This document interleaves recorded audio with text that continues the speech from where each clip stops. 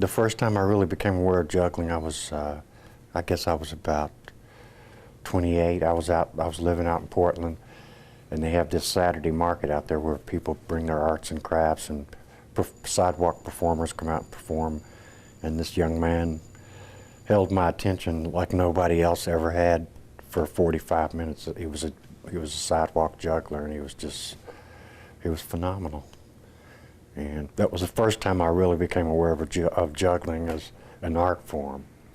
But I never dreamed that I myself could ever achieve the level of proficiency that this young man did. But if you practice something long enough, the proficiency comes.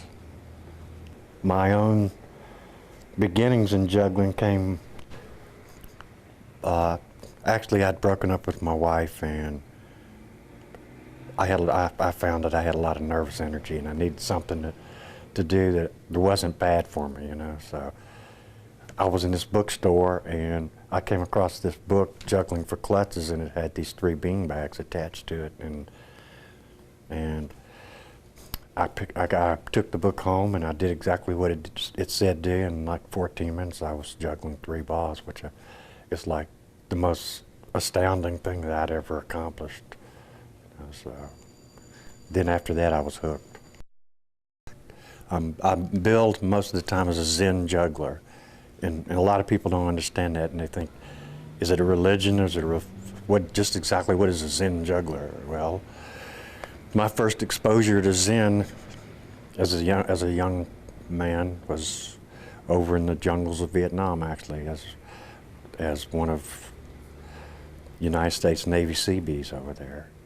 And I watched these Vietnamese, these Orientals, who've many thousands of years they've been there, and I watched how they just treated everything, and they had this air about them, and you know, talking to them, I discovered that they had a Zen philosophy of things, and it interested me, and I guess I have that practical that bend in nature that when I came back from Vietnam, I pursued this Zen philosophy to a point of wanting to know more about it and how I could incorporate it into my everyday life.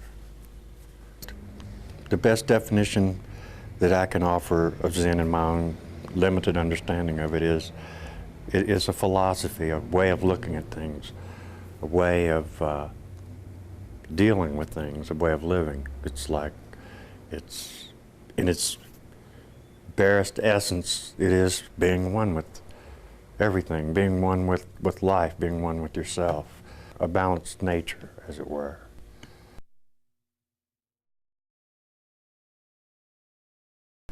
I want to be able to do things that make people, first off, make people happy, you know, make them smile. And then I want to be able to do things to make them think, you know, make them want to do something like that themselves. You know. For me, the greatest gift from this, not money, but when I see the awe, the wonderment in a child's eye, and he goes away, and I know he's been touched, he'll think about this for who knows how long. You have to believe in the magic that life produces, you know, and you're part of that magic. I mean, you have to, I mean, it's a miracle just to be here, just to be alive. But to be aware of it, and to be aware of the magic that's being created around you, about you, by you, it's encouragement. It makes me want to keep on doing this, because then again, you know, sometimes things happen that discourage you. You know, you think, well, what am I doing this for? I'm a fool. I'm 46 years old, and here I am goofing around with some balls. But like I say, you see the delight in that child's eye, and you're at your payment, you know, if you're that kind of person.